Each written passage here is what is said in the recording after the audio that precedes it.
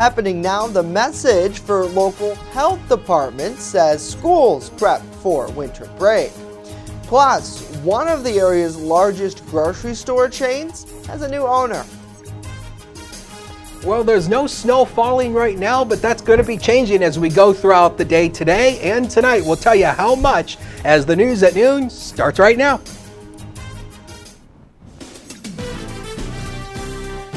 Live and on demand, this is WNY News Now.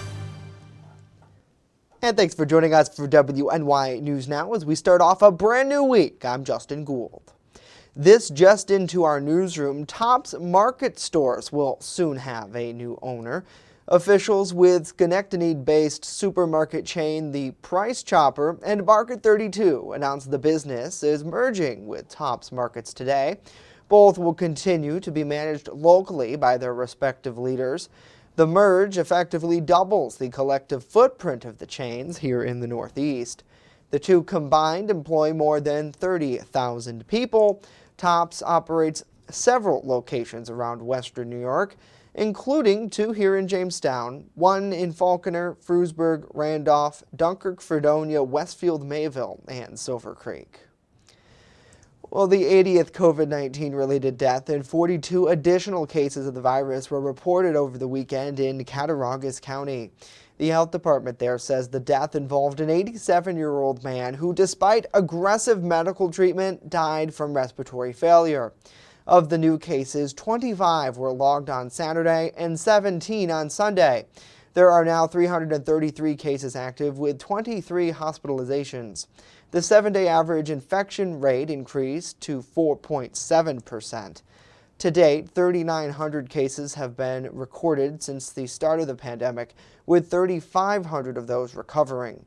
Chautauqua County is expected to provide their COVID-19 update a bit later on today. We'll post that when we get it at WNYNewsNow.com.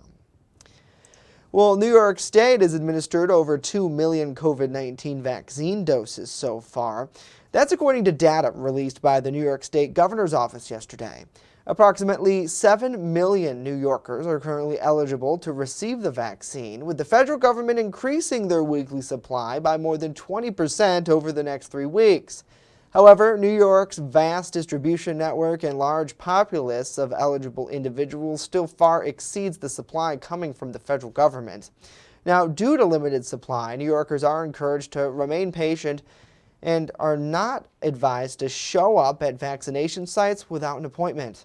Here locally, Chautauqua County has distributed over 8,600 doses of the vaccine so far, with more than 1,600 residents getting their second dose. Those looking to check their eligibility are asked to visit the Am I Eligible page on the State Health Department's website. Local vaccine clinics will be posted at chqgov.com. Now, starting next week, the state will be reallocating some COVID-19 vaccine doses that were set aside for hospital workers to patients with underlying conditions and comorbidities. This after hospital staff statewide have reached a 75% vaccination rate. Well, House Democratic leaders are expected to unveil legislation today that provides relief for millions of U.S. families. As much as $3,600 per child, part of President Joe Biden's COVID relief package. Now, if the legislation is passed by Congress, monthly installments could start as soon as July. But as John Lawrence reports, the proposal, like others in the stimulus package, faced some pushback in Washington. The Biden administration says its COVID-19 relief package will help get people back to work. I would expect that if this package is passed, that we would get back to full employment next year. The $1.9 trillion bill also includes aid for small businesses struggling to stay afloat and families experiencing food insecurity. We're operating in a time of historically low interest rates. This is a moment where the greatest risk we could take, as the president has said, is not the risk of doing too much, it's the risk of doing too little. Despite President Joe Biden's hopes for bipartisanship, some Republicans are pushing back on the price tag of the bill. Has all kinds of pork for local municipalities and states. It's all the special interest things that they've actually fought back on. And claim they're being left out of the process. Even if we come in good faith with at least 10 and more that would have joined us, and they say they don't care. So you've got that. It takes two to tango. Right now, I'm not sure we have the two to tango. As the legislative efforts move forward, the Problem Solvers Caucus, a bipartisan group of House lawmakers, is pushing for the rapid passage of a $160 billion package that focuses on vaccine distribution. I'm John Lawrence reporting. John, thank you. Senator Bernie Sanders, the new chairman of the Senate Budget Committee, is also pushing to raise the minimum wage to $15 an hour. However, President Biden admits in an interview with CBS that he doesn't believe the provision will survive in its current state due to Senate rules. Well, with several area schools set to take their midwinter break next week, health departments across the region are warning residents about COVID-19 travel risks. The Chautauqua and Cattaraugus County Health Departments joined others from around Western New York in reminding families about health guidelines. The offices highlighted increased risks due to COVID-19 variants popping up around the state and nation. They discourage travel to areas outside of the state, especially areas that don't have COVID safety measures in place. Those who do choose to travel, the department reminds them to follow the state's travel advisory guidelines. Vacationers from other parts of the country could also lead to an increase in travel here locally. The department says visitors need to heed those state travel advisory guidelines and follow other measures like wearing a mask, maintaining social distancing, staying home when sick, and avoiding gatherings. We thank you for joining us for WNY News Now as we start a fresh new week here and a check of some local headlines that matter to you. Let us know what you think about these stories and more in the comments down below. Well, now let's get a check with the comments. Good to see Carrie, good to see Patricia, Jamie, Tani, Michael, Kimberly, and Seth as well. Hopefully you're all having a great day. We appreciate you tuning in. Great to see Lisa, Cindy, and Becky. Good afternoon to all of you. Well, now let's switch gears a bit and get a check of our First Defense weather forecast. That's where we find Chief Forecaster Dakota Hunter. And Dakota, this morning, frigid cold start, but the sunshine's looking pretty nice. Yes, it was. It was a very cold start out there this morning. We'll actually talk about the low temperatures a little bit later on. But hey, Mayville actually rebounded to 20 degrees, and we do actually see a few peaks in the cloud cover right now. So at least the sun is helping to make it feel a little bit warmer. We had a little bit of snow yesterday and last night. DeWittville, 3 inches. Gary, 2.7, 2 inches in Little Valley. Also in Mayville, 1 inch Silver Creek, about 600ths of an inch in Kennedy, and 400ths of an inch here in town. So yeah, the snowfall, not a big deal. And yeah, we actually do have a little bit of band of lake effect snow coming off Lake Erie that's mainly impacting the Buffalo metro area. That should stay well to our north today, but we are going to see widespread snow showers developing through the afternoon today and through the day tomorrow as a weak storm system actually moves our way. 5 inches of snow on the ground at the airport. We've gauged 4.6 inches of snow this month. Not too far off from where we should be. 41.9 is our seasonal total. Obviously way below average as we run right now. 20 was the high yesterday. This is where we started the day here in town. 8 degrees. Yikes. 62 and 16 below zero are the record highs and lows at the airport. So through the day today, sun and clouds are going to mix. Scattered snow showers are going to develop later this afternoon. Little accumulation, about an inch or less, if anything. A cold day, 18 on the highest hills to 24 near the Lake Erie shoreline, but at least a light wind isn't going to make it feel too bad, but there's still going to be at least a little bit of a wind chill out there today. Now, snow comes our way tonight through tomorrow, then yeah, another shot of cold air comes away by the weekend. We'll talk about it with that 42 degrees and sunny 7-day later in the show. All right, Dakota, everyone's going to be looking forward to when this cold will move on out of here. So we'll stay tuned for that. Thank you. Well, more now on that stimulus package we mentioned a little bit ago. House Democrats introducing a $3,000 per child benefit for families as part of their proposal. Leaders are expected to unveil what's called the Child Tax Credit Bill sometime today to advance President Biden's $1.9 trillion COVID relief package. That's according to a House Ways and Means Committee spokesperson. The legislation would provide $3,600 per child under the age of 6 and $3,000 per child ages 6 through 17. Now, if this particular legislation is passed by Congress, the payments could start in July.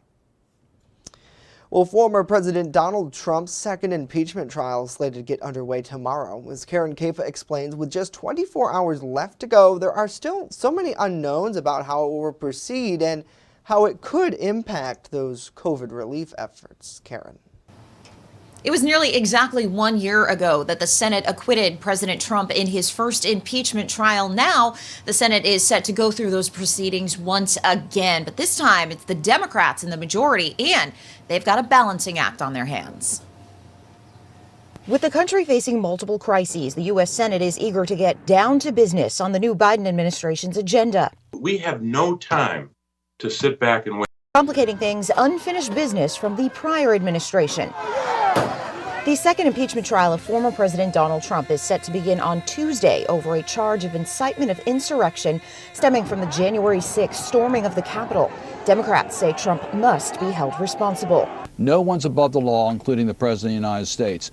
But most Republicans are unlikely to join in a conviction. We've never impeached a president once they're out of office. I think this is a very bad idea. There are still questions over the inclusion of witnesses and length of the trial, but both parties agree they want it over quickly. We're going to do our constitutional responsibility and hold a trial. It won't last very long. The to-do list set by the Biden administration is extensive, including rapid passage of a $1.9 trillion COVID-19 relief package. We need a big package, and we need to get this done quickly. And swift cabinet confirmations with several key roles still waiting to be approved. We will likely hold hearings in committees next week to move other nominees forward. It's now up to the Senate to deliver. We'll do all of that work next week while we are also moving forward with impeachment. And we will get more of an idea about witnesses and the length of the trial once the two-party leaders, Chuck Schumer and Mitch McConnell, agree to an organizing resolution, which will provide the roadmap for the trial proceedings. As for today, both sides have more pre-trial briefings due today. In Washington, I'm Karen Kafa. All right, Karen, thank you. Now, some Senate Democrats are also looking to expedite that trial because President Joe Biden's relief package does hang in the balance. The Senate won't approve it until the trial is over. Next here, a lot more to tell you about the story behind enhancements to keep students safe at SUNY Fredonia. And later, we tell you about 3 local charities who made a life-saving donation over the weekend. Stay with us as WNY News Now continues on this Monday.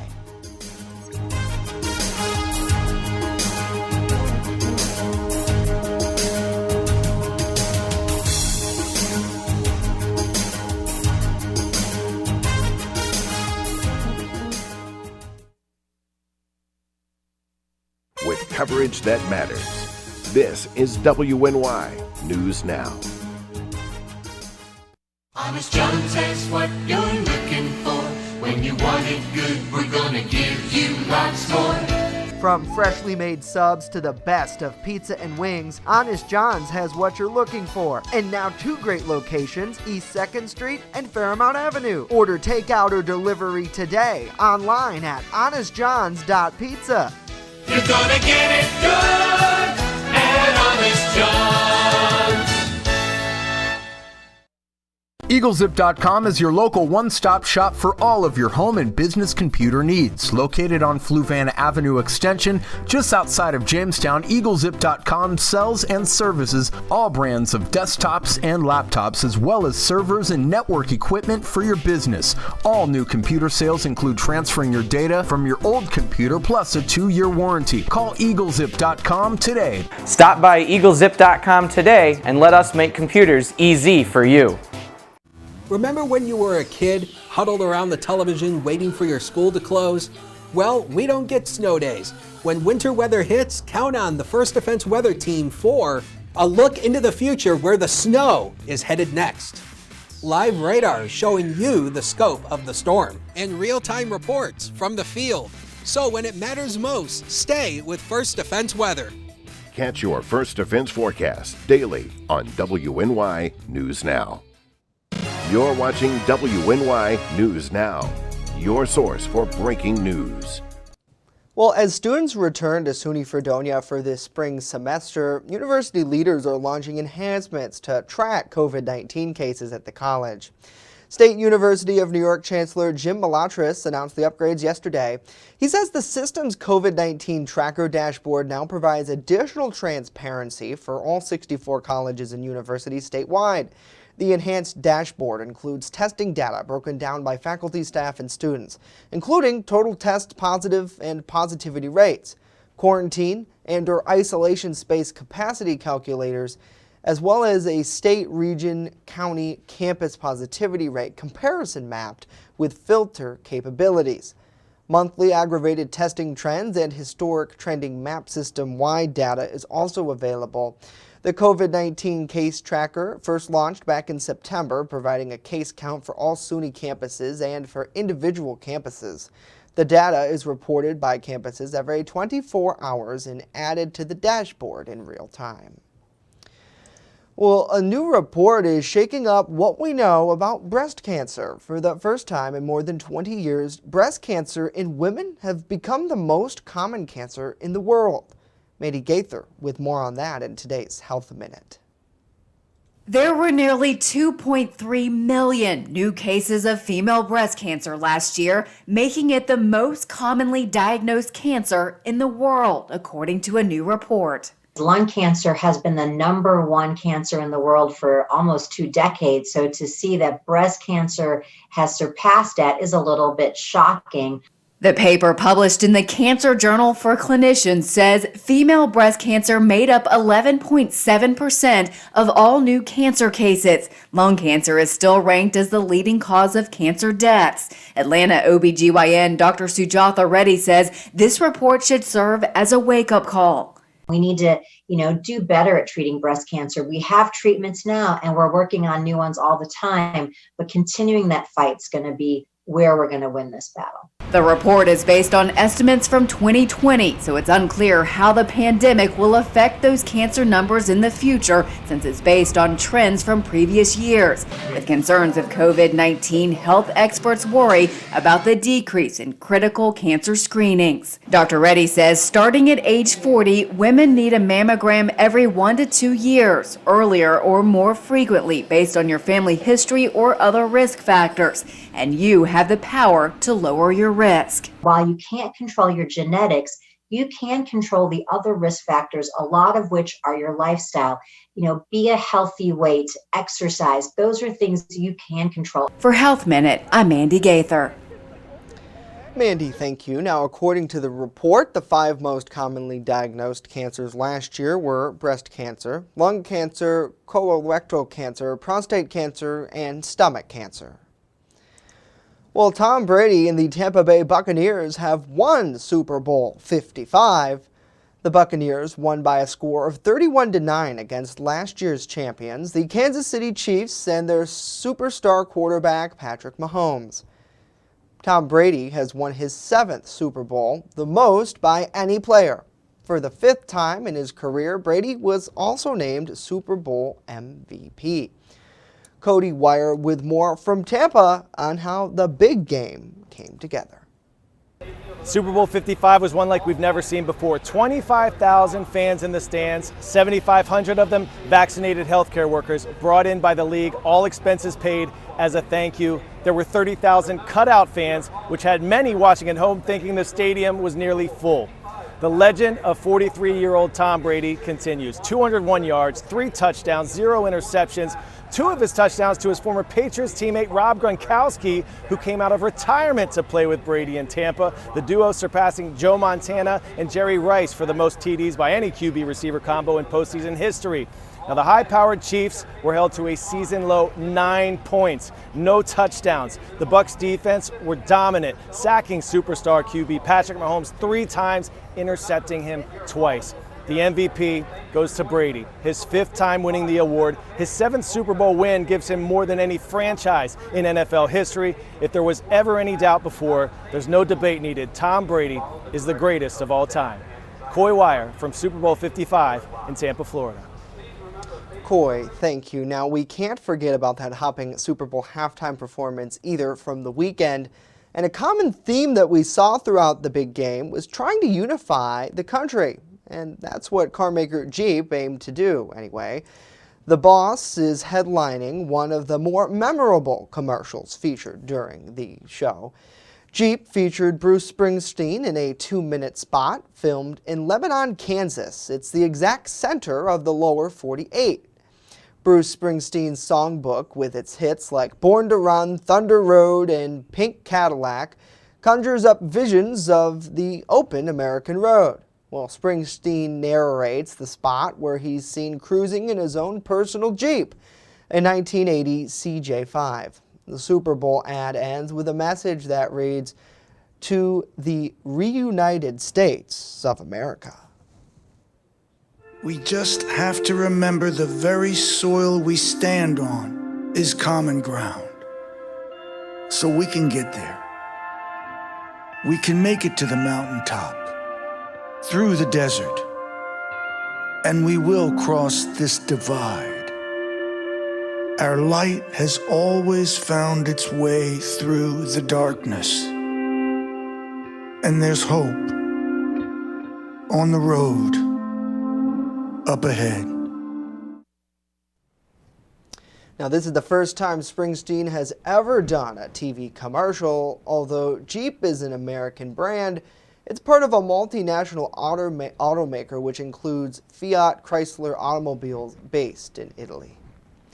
Well, we thank you for joining us for WNY News Now as we get a check of what is trending here locally and beyond this hour. Certainly the Super Bowl, Dakota, a lot of eyes on that last night, and I think you and I both agree that we aren't probably the biggest football fans, but when you have something like this, it really draws a lot of people in who maybe normally wouldn't watch football.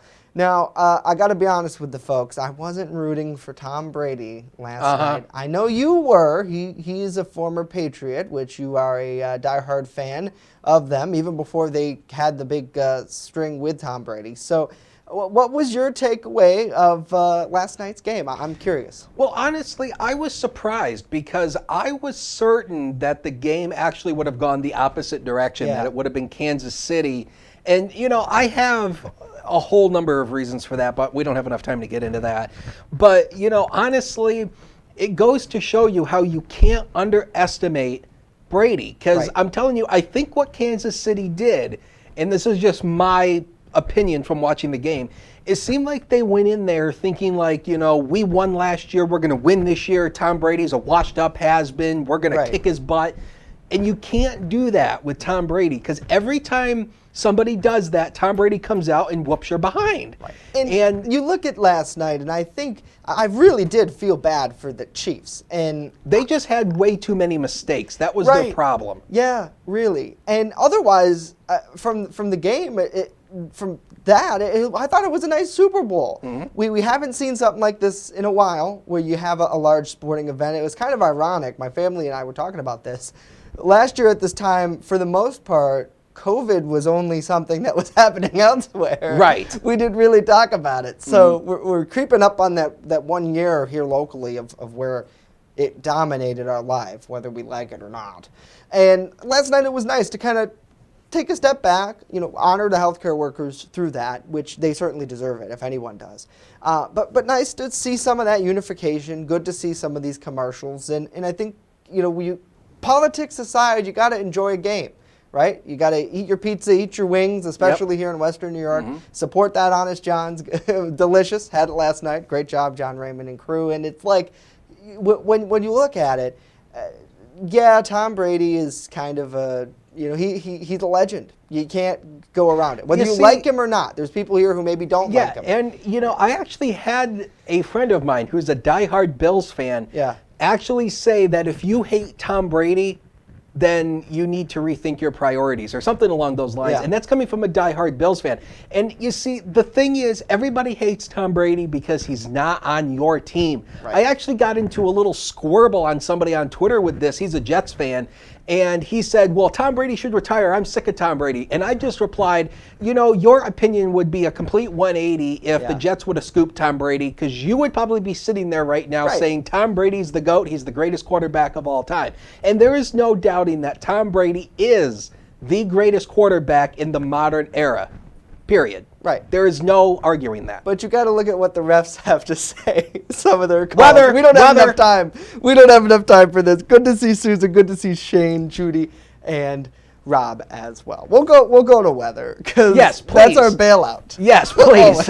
8 degrees is where we started the day here in town. How about 6, Warren? 7 to the Ute. How about 1 little lonely degree in Bradford, 10 in Mayville, 13 in Fredonia. So, man, it was a frigid start out there, and at least we've actually rebounded a little bit to 18 as a noon hour right now. Southwest wind to 7, and even though the wind is relatively light, we still do have a wind chill index of 9 little lonely degrees, but at least it's above 0 and not below 0. At least that's the good news. But hey, the cold and the snow is actually good news for the ski resorts. All of the bases are looking good, along with the surfaces, and most all of the ski resorts have reported at least an inch or more of new snowfall accumulation. So get out there and hit the ski slopes.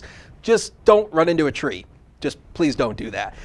The radar shows you we have this band of lake effect snow coming off Lake Erie. And again, this has actually been steady state. We have this cold air rushing across the relatively ice-free waters of Lake Erie, relatively ice-free. And so we still have this band of lake snow being generated. But all in all, across the Northeast, it's relatively quiet. But we do have a light little surface boundary right about right here across the upper Great Lakes. This is ultimately going to move eastward and towards our region. That's going to bring us at least a few widespread snow showers. Let's show it to you on Future Scan. It times out that lake effect band very well. And notice how the lake effect goes north and fizzles. And then watch a couple snow showers develop later this afternoon right near the state line into northwestern Pennsylvania. Better shot for seeing some of those light snow showers. Little accumulation, if anything, through the day. But watch as we move through tonight. You'll actually see widespread snow showers coming our way with that weak surface boundary. There it is. And again, you'll see the darker blues indicate the heavier amounts of snowfall, but nothing too heavy, and at least the winds won't be too high either, so it's not going to blow it around. And we may actually see another redevelopment of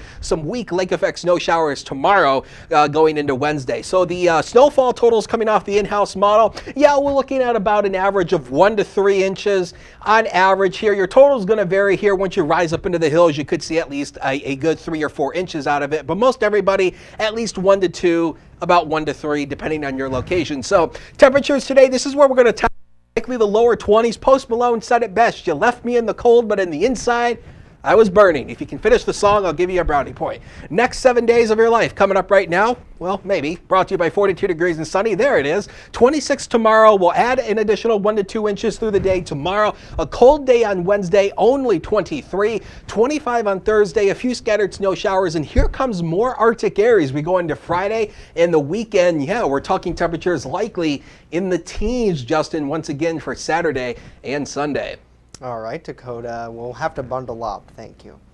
Well, friend, did you see this over the weekend? 3 Chautauqua County-based charities made a monetary donation to help keep life-saving services in the village of Falconer. Exceptional Stars Athletics teamed up with AJ Strong and Rosie's Run to donate $1,200 to the Falconer Volunteer Fire Department. The donation was made part of a virtual polar plunge, raising money for Rosie's Runs Foundation. The rules were pretty simple, as you see here. You've got to get cold, get wet, be safe, and certainly don't forget to film it.